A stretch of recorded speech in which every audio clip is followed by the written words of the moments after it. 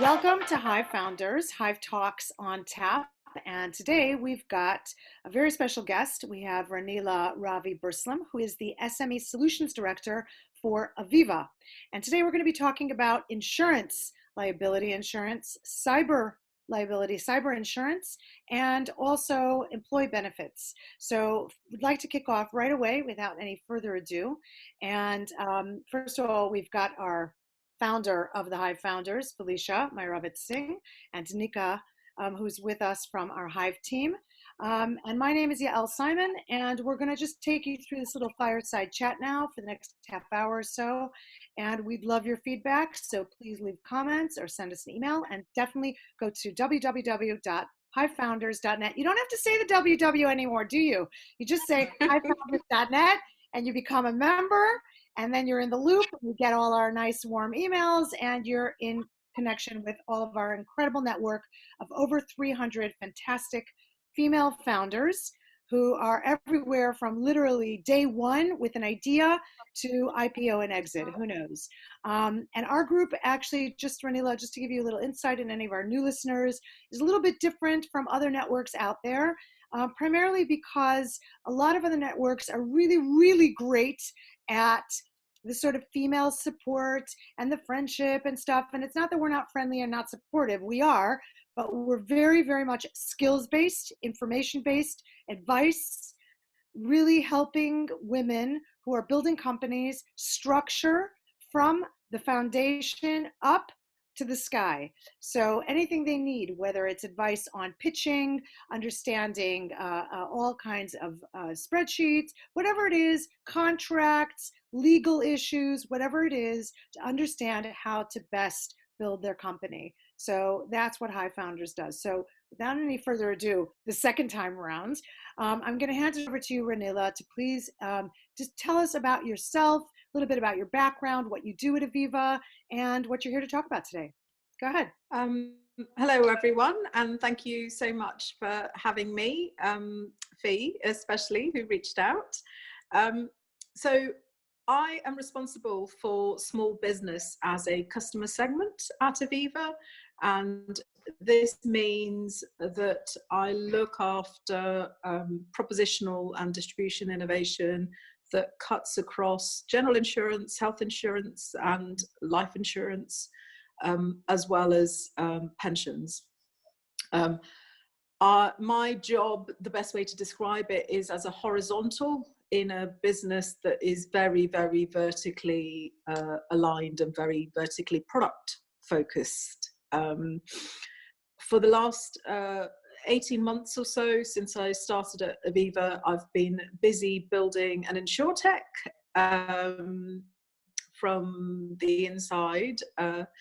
So we've incubated a small proposition called Aviva 360, which is a one-stop shop for small businesses and has general insurance, life insurance, and health products all in one place. Simple online quote and buy journey. You can do midterm adjustments, look at your policies anytime, and it's all set straight through processing. So simple, affordable products for small business. Before I came to Aviva, I worked at Nest Pensions for a few years. So my background is very much financial services broadly. So I've done banking, corporate banking, and savings, investments, retirement, and now insurance. And I believe that's what we're here to talk about today, protecting employers and employees. Excellent. Thank you so much. Very, very clear. The next job you get, you can just you can do the interview questions and the answers. I love that. Okay, so right now we're just I'm gonna let Danica sort of take the floor with the next questions. And this is really a chat between you and Felicia, and Danica and I are kind of like doing the moderating bit. And can I just say, you look so great in that red, just by the way, small comment, but it's just very, very vibrant.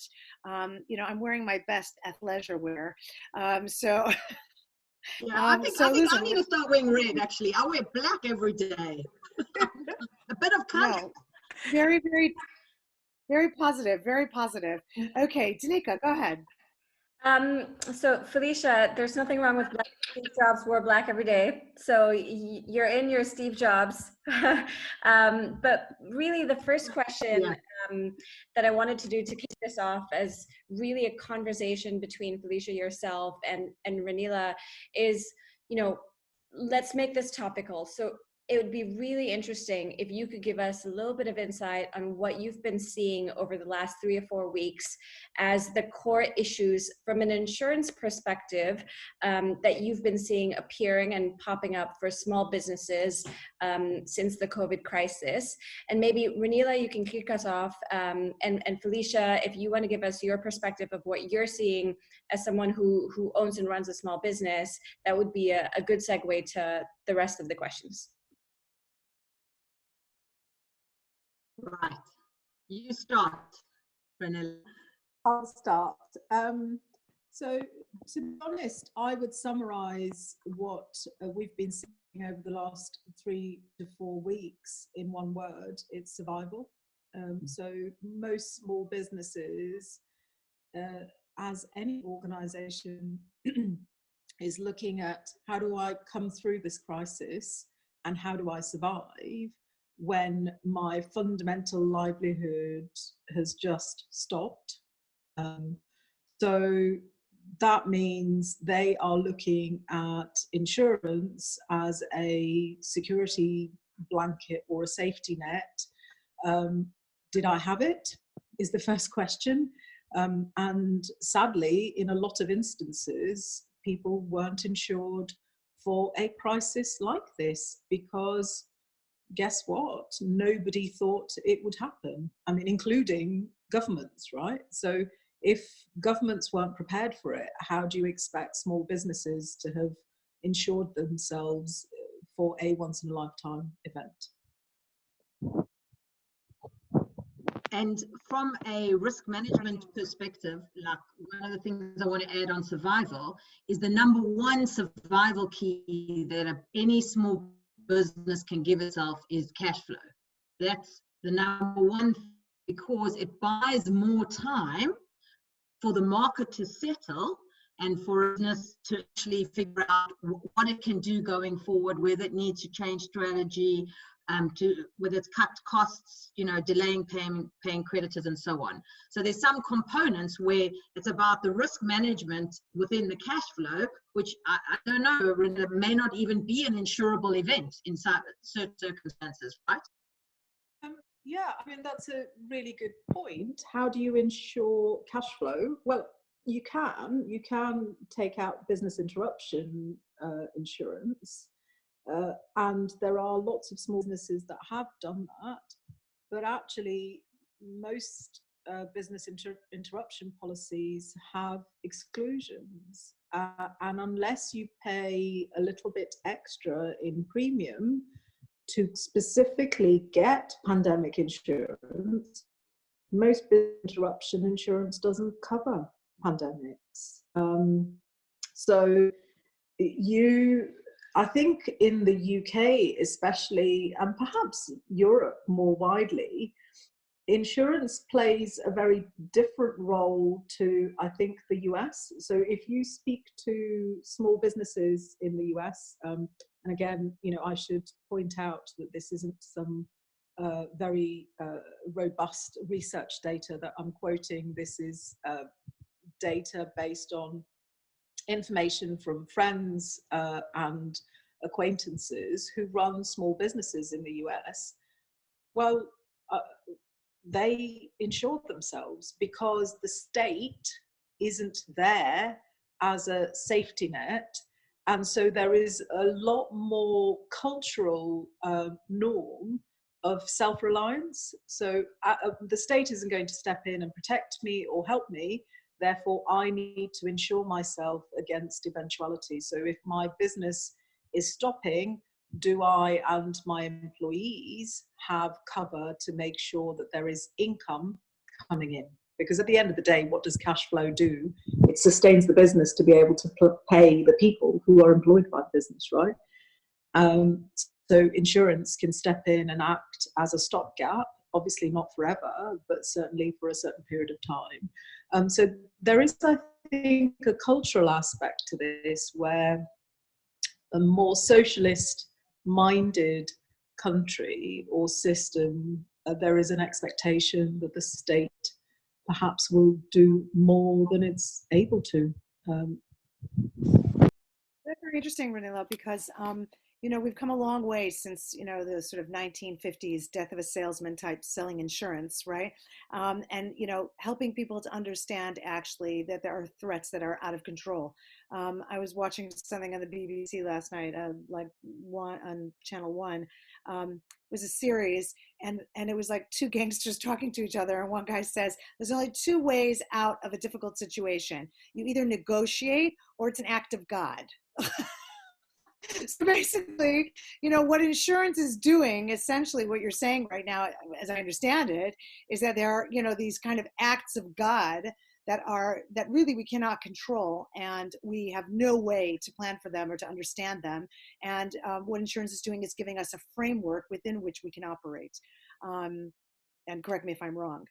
Yeah, I mean, some acts of God, right? I mean, insurance is there and steps in when you have floods, or, there are other acts of God that bring your life to a halt and change things, right? So at the end of the day, what is, at a fundamental level, what is insurance? Insurance is a way for you to protect yourself against risks that might crystallize in the future. Now, can everybody have thought of every single risk that might arrive in the future? No, that's just not possible. That's why you have, so take cyber, for example, right? Till we as a society evolved to have a context within which a particular threat like cyber could crystallize, you wouldn't have ever thought of needing cyber insurance, right? In the 50s or the 60s, 70s, actually, even today, even though cyber is seen as one of the biggest threats to business interruption, the proportion of small businesses who have cyber is minuscule, right? So just because people are aware of a risk to themselves or their way of life doesn't necessarily mean people will be inclined to pay to protect. Yeah. So let's do a small poll amongst the four of us. Who has life insurance? But also, via our small business and individually, I have it both ways. So I'm kind of curious. You have both ways. Yeah. Yeah. So how many people have it through work, and how many people have taken it out on a personal level? So I can say, I've got it through work, and because I've got it through work, I haven't taken it out personally. Does that mean that I'm covered under all circumstances? No, because if I lost my job tomorrow, that cover doesn't continue, and actually it could be more expensive for me to protect my family if something happened to me. So just because even though I work in the industry, I understand this and I deal with it on a daily basis, doesn't make me any more sensible than the average person. Well, listen, it's a really good point, like launch point at that stage to sort of bring it back to our female founders who are very, very, very small businesses. Some of them at R&D stage, some of them have already kind of launched and don't necessarily have a lot of cash reserves, and certainly cash flow is always going to be an issue. So just taking that point about cyber threats and cybersecurity, which is an area I'm quite familiar with, I know a lot about in terms of mitigating financial risk and sort of financial crime. And I think what's interesting to me about cyber is that in pre-Cold War, during the Cold War rather, we had a lot of breaking of barriers in terms of globalization, and these were physical barriers, and now they are internet barriers that are being broken, and there's a lot of vulnerability and a lot of exposure, and therefore a lot of risk involved. And when it comes to a very small company or even a startup, just even an SME, you're talking about the risk, and the insurance costs could easily burden a company so much. It's very, very difficult. Any type of cyber threat or any type of destruction as a result of a cyber attack could flatten a company completely. So maybe you can just address that in terms of smaller companies, the risks currently and as they're evolving. It's a really interesting point. So we need to be really clear that the cost of insuring any risk is proportionate to the scale of the risk, right? If you're a small company and your cash flow is X or Y, whatever the number looks like, and cyber could flatten that, then the proportion that you would pay in premium would be proportionate to the risk that you're actually carrying. So yes, I mean, is that likely to eat through the cash flow of a business? No, because the premium can't be more than the business is actually making, right? At the end of the day, how a small business decides to manage their risks is entirely dependent on how, I suppose, how vulnerable they are, firstly. So it depends on the type of business you are, the actual risks you're carrying, how much cyber as an issue could threaten your core operations. So if you're a small business, but you're in agriculture, the threat from cyber sorry? It's lower. Yes, is much lower, right? Specifically talking about Hive Founders, I guess all of the women entrepreneurs who are part of the network will be running businesses that are highly digital businesses, and therefore the threat levels to them will be much greater. As with any business decision, what you need to work out is trade-offs, right? Do you pay for something that might happen and might protect you, and what's the likely, what's your ability, what's your resilience level, how likely are you to be able to recover from that, versus that money that would go towards the premium being invested in hiring another person or expanding to somewhere else. I mean, but those are choices that each individual business owner has to make as part of running a business, and there are always trade-offs. There's no right or wrong answer. I can't sit here and hand on heart say that absolutely everybody should buy cyber insurance, right? Yeah. Ranila, when a startup founder asks me what should they buy for insurance, aside from the legal minimum around employers' liability, ELPL, I would say, well, the first thing is, do you understand what the key risks are in your business? So have you written them down? And then do you as an individual understand some of the key benefits on an employee benefit side that you will get by buying employee benefits products? Because, for instance, and particularly I feel women who have children always think about health and healthcare.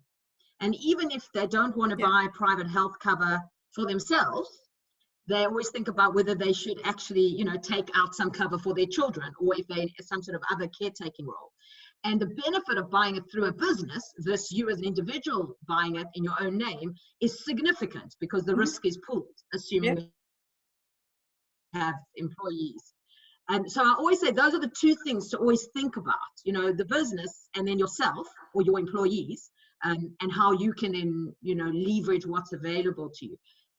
Is that right? Or are there other things you would say to a business in terms of what are the core considerations? So I think your starting point is spot on. You need to understand what risks you're carrying as a business first and foremost, right? And you need to understand how big those risks are and how likely they are to crystallize, and what you can actually do to mitigate them. because it might be that you don't really need insurance for some of those risks because you're able to do certain activity that mitigates them to a level that they are negligible in terms of impact to your business. So that's thing one. Do you understand the full spectrum of risks? Yeah, beyond the kind of mandatory covers that you have to be legal. Then I would say, where are you in your evolution? Actually, you know, are you in a place where you've not just started employing a few people, but you've got a growth trajectory that requires you to attract talent and retain talent, because people moving in and out of your organization continuously could be the biggest risk that you have, because you're losing IP slowly every time people come in through the door, and the cost of training people up and getting them up to speed in the way that you want to work. So there is a tipping point when people need to start thinking about that. What that tipping point looks like depends on the kind of organization you are and where you are on your evolutionary cycle, right? But absolutely, if people are a critical part of how your business will be successful, then without you having a way of retaining them, attracting them, motivating them, engaging them through meaningful employee benefits, I think you'll struggle, because most organizations that succeed because they have people who are engaged and highly motivated and are ambassadors for the business, right? And so how do you, as a small business, create a place that everybody wants to work and loves to work in? Yeah. So I think that's a perfect segue into understanding, if I was a small business owner, or if I was one of the Hive founders in our community, how would they approach Aviva? Or how would they approach big organizations that provide a host of insurance options or employee benefit options? And how do they navigate that world? Gosh, great question. I should say with great difficulty at the moment, because, you know, most small businesses or most organizations, large organizations like Aviva, aren't set up to deal with very small micro businesses, right, at early stages of development, because the entire industry, whether it's insurance or employee benefits, is still heavily intermediated. So, you know, gosh, you know, high 90% of all insurance bought and placed is through an advisor of some kind, either a broker or an IFA. So when you're looking for new business, new policies, and you're starting to think about what do you need to do as a micro business, I would say you need to start with sitting back and thinking about the kind of organization you actually want to be, and what are the employee benefits that actually make sense for you. And then there are organizations like Aviva, with Aviva 360, which I have to say is a pilot at the moment, so we'll see, fingers crossed, it gets scaled up. But there are other organizations, whether it's Simply Business or insurtechs and startups that are coming into the market now, that see the opportunity to create simple, affordable employee benefit propositions for small and micro businesses.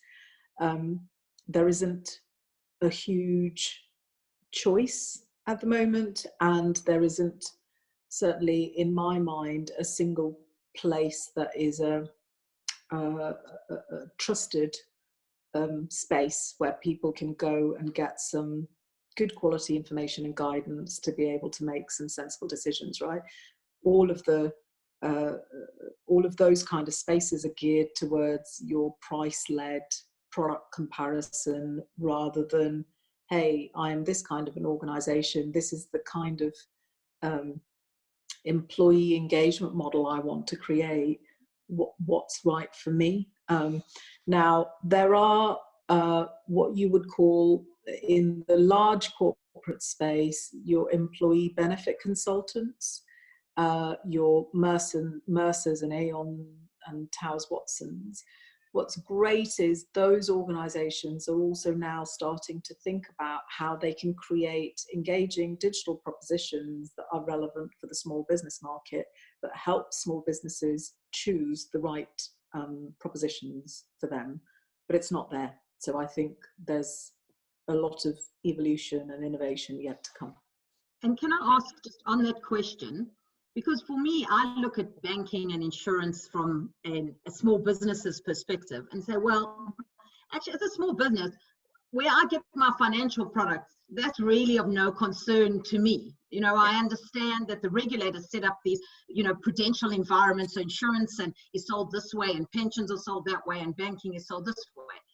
But the concept of having this small business hub, like you've mentioned, whether it's prompting you and giving you some sort of curated choice around what's right for your business, and then also what's right for employees, is really, for me, then bringing together, you know, banking, insurance, or those, both sides of those financial products.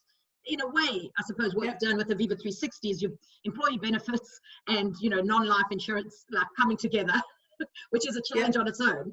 And then the next challenge would be, okay, well, there's a whole range of banking products, and that's like the business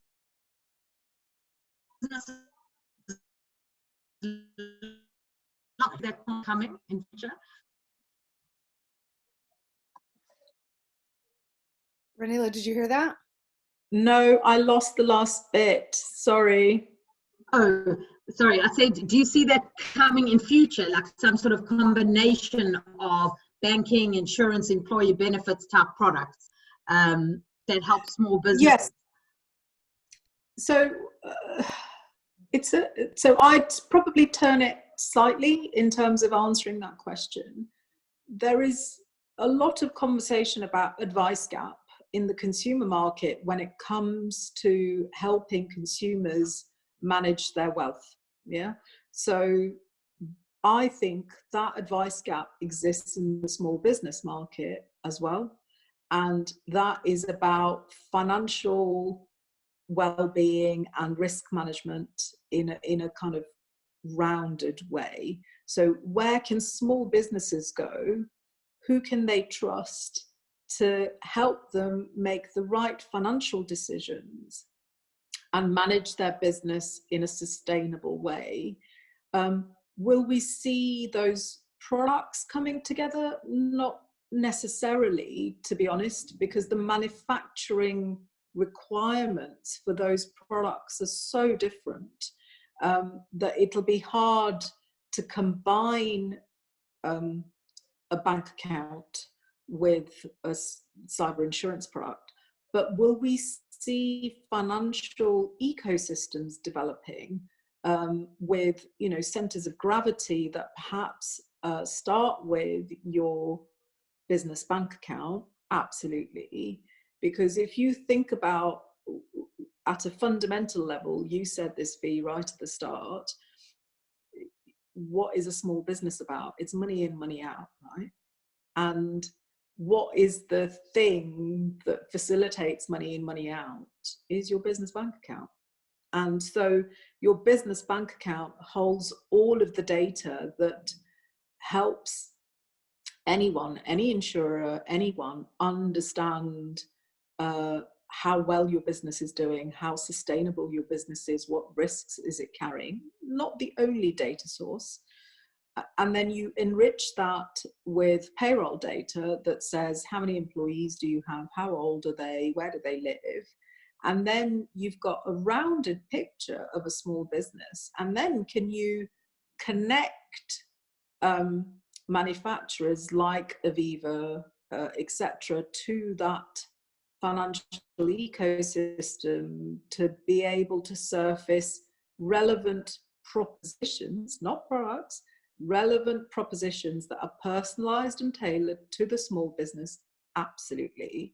I think that's where the future is, making it all seamless, and making it relevant to the small business based on their reality. Are we there yet? God, no. I mean, we're a few years away from that. And I think it will take courage. It will take courage from a large organization, a bank or an insurer or both, to actually grab the nettle and invest in creating propositions such as these. That is an amazing, I think if we only had time for one question and answer, that would be my choice question and answer for you, because you answered it not just so articulately and beautifully, but you know, Innovate Finance just finished their week, FinTech week, which was kind of like 2.5 weeks. But that whole description you just gave about the financial ecosystem and understanding how products emerge and how they develop and how they build around each other and how they integrate. I mean, everybody wants an integrated, seamless experience now in all of their financial products. You know, I just interviewed the founder of Curve, you know, and that's like having all your credit cards in one app, basically. But he has this great phrase which he uses, which is unify and simplify and unify. And he talks about humanity, and he talks about it, like, makes the products very, very real. And you just mentioned, you know, something big and something courageous has to happen, or you have to have some big or courageous bank. I might even think that a startup or an SME, financial fintech, might be brave enough to kind of take that step and be innovative enough. And maybe that moment is now, because not because we're sitting at home wondering what to do, but because now's a great time for innovation. Now's like, you know, kind of the mother of all inventions is, or what is it? You know, I forgot what the phrase is, but basically necessity. Necessity, yeah. Necessity is the mother of all inventions. And, you know, here we are at a time where we need these things, and we have to figure out how, for instance, not to do this again. And, you know, not to make these mistakes, and, you know, kind of whatever doesn't kill you makes you stronger, etc. And therefore, I love the phrase that you said, you know, financial, you know, the sort of financial ecosystem or the fintech ecosystem. That's exactly what's going to have to happen. The wheels are all going to have to be spoked in together so that one thing offers onto the next. Anyway, we have loads of questions for you, but we want to make this just the right amount of time so that people will tune in. And as a friend of mine once said, I want you to leave so you can come back again. Okay. So first of all, I want to thank you, Ranila, so much for joining us. And I'm thinking of future Hive Talks that we're going to have like a rapid fire 10 questions. So I'm just going to give you one just to test the waters here. Yeah. And it's just like a few words. What is the number one go-to you have for surviving this lockdown? Just a few words, not a sentence. Go on. What is your go-to? It can be anything from alcohol to sleep to crossword puzzles. I don't care, whatever. To Netflix. What is your go-to to survive the lockdown? Go. My 30-minute run every day. I accept that answer. Okay. And can I just say, you look so chilled and so relaxed in answering all these really big questions about the uncertainty of the future, that I believe you, that's kind of keeping you in one piece. Anyway, it only leaves the rest of us to thank you, Ranila, so much, and wish you tremendous success in your work. Thanks for giving the Hive Network so much to think about, and to really better ourselves. We're going to be writing to you again to thank you formally, but maybe also to ask you to become a part-time mentor for some of our women who are in happy to. That would be amazing. And keep in touch. And yes. Thanks to Danica, Felicia, all of our listeners. Tune in, subscribe, and don't forget to come back for our next talk. Thanks so much, everybody. Thanks. Bye. Thanks, Thank you. Bye. Bye. Bye. Bye.